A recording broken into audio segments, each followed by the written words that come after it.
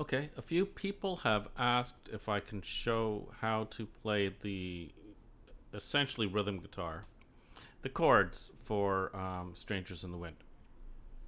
Now, I did a version of that, and it is a rock version, and I made two changes because it was a rock version. And I'll show you the first change that I made right now. So, this song, the opening, I do believe, is a D, and then a D sus2 sus4, and then a D sus2, and then a D sus4, and then you repeat it.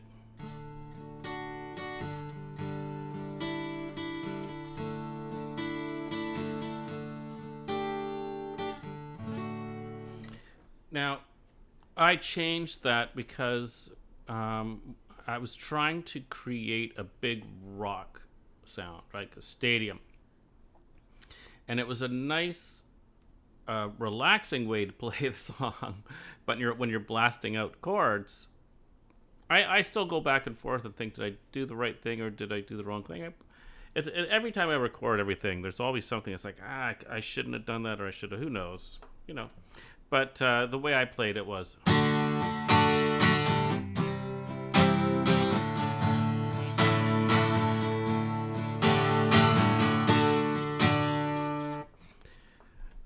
That didn't sound great. I think I was buzzing a few things there. But as you can see, on acoustic guitar, I don't think it works out that well. So, because it's a flat 7, essentially, that I'm introducing there in the C major. Yeah, and so I don't know. But you don't have to worry about that because you want to play along with the song. So I would say play a D, D sus2 sus4, D sus2, D sus4. Okay? And someone can correct me if I'm wrong on that. I'm not really playing along with the song right now, but I think that, like, if I were to go back and do an acoustic version or a quieter version, that's how I would do it. And so here's the thing about the song after this point. So it's in the key of D, as you can see. It's all D chords there at the beginning. And we don't touch D very often. And we don't go back to D very often. And that is the sign of a song that is well written. And there are some other things that are done here that I'll talk about in a little bit. Once we get through one play of the first part of the song. So after we have that opening, we land on the D, right?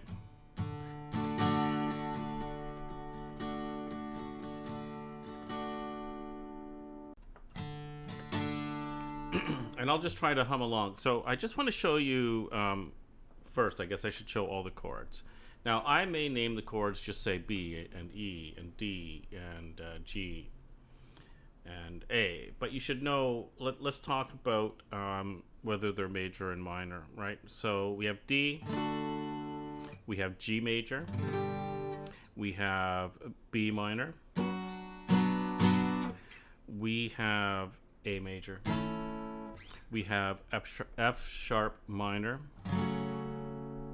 and we have E minor. Okay, so those are the chords that you need to be able to play this song. So not so bad. Mostly cowboy chords, 2 bar chords, right? And you don't even have to play. Well, actually, I think you don't have to. Yeah, you don't have to play the F sharp as a bar chord. The B minor, you're kind of a little bit stuck on that one, perhaps. But you can play it however you play those chords. But so now we know the chords. I'm going to hum along and go through different parts of the song and then go back and name them. La la la la la la la. La la la la. La la la la la la. La la la la la la. So you can see that after you leave the D, it's generally just G, B minor, G, B minor, G, right? Look at that. We're almost done, right? And then da da da da da da da da da da da da da da da da.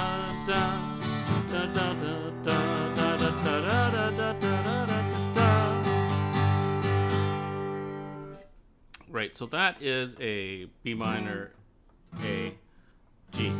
And you can think about it this way. It's really a descending.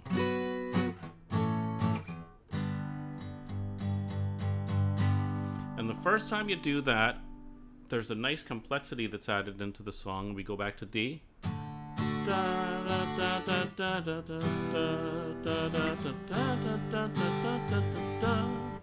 So you do that descension once and you go the D, the E minor, and the G. And then the huge descending thing happens, right?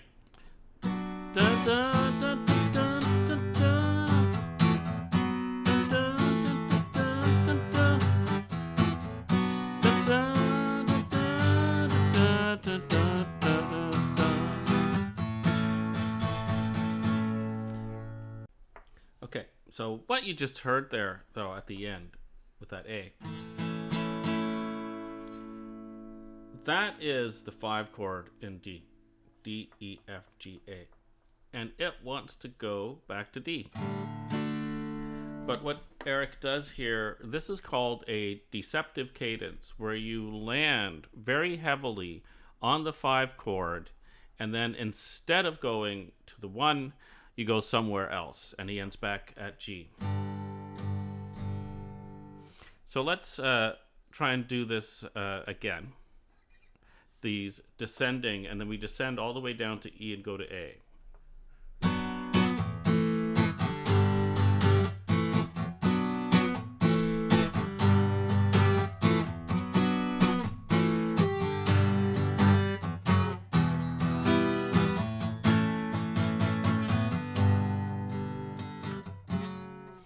So that's what makes the song so good.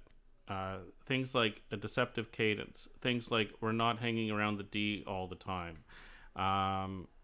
So anyway, let's get on to the second half of the first half of the song. So the second quarter. Da da da da da da da da da da da da da. Dun dun dun dun dun dun.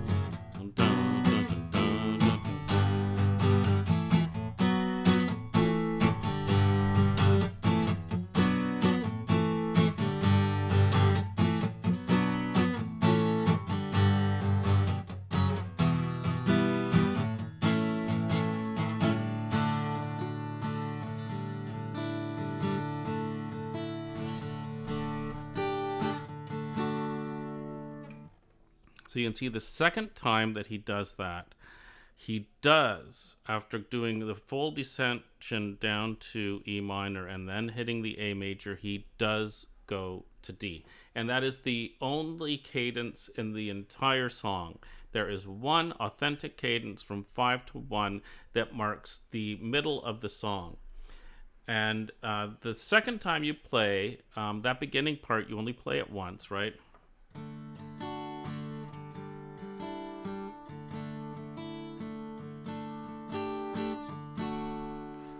And then the vocals come back in, and then you do the exact same thing again. Which brings us back to the second part that I changed in the song because I was trying to make it heavier. Who knows if I succeeded. But he does not use a cadence to end the song. Instead, he you'll hear at the end of the song that there's a G, F sharp minor, B minor, A major, G, and then he ends it like this. Oops.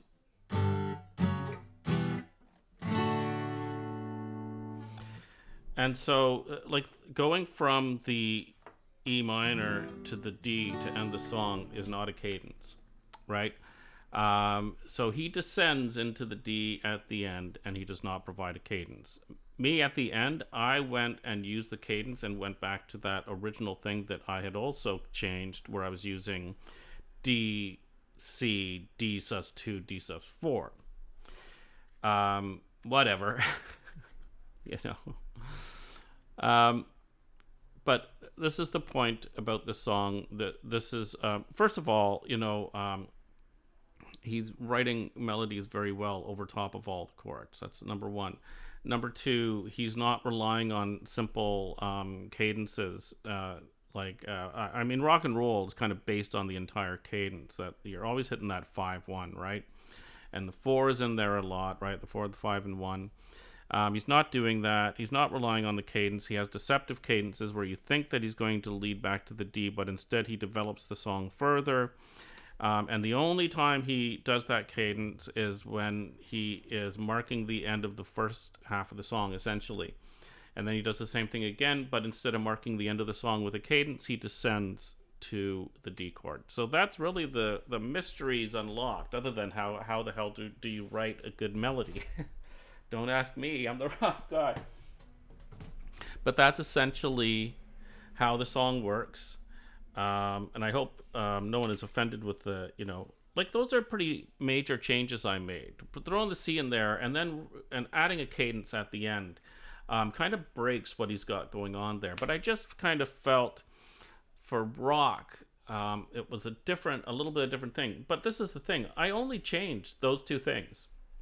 Everything else is pretty much the same. And I think that the song is very flexible.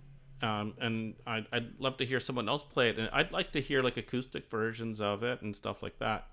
And I may look for some. I don't know if I've seen any before. But anyway, thanks for watching. That's the basic makeup of the song and the chords that are used. Have a good night, and thanks for watching.